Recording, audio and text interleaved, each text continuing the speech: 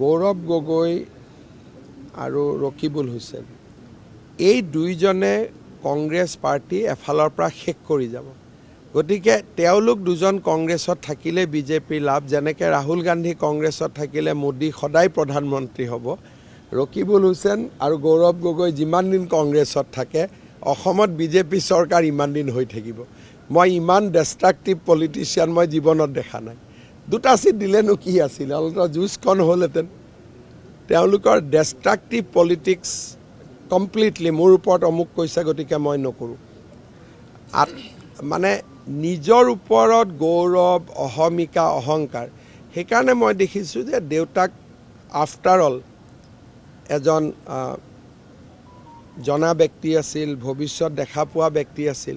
গতিকে নামটো চাই চিতিয়ে ঠিক কৰি মই এটাই কথা ক'ব খোজোঁ যে এই দুইজন ব্যক্তি যিমান দিন কংগ্ৰেছত থাকিব বিজেপি সিমান দিন ক্ষমতাত থাকিব।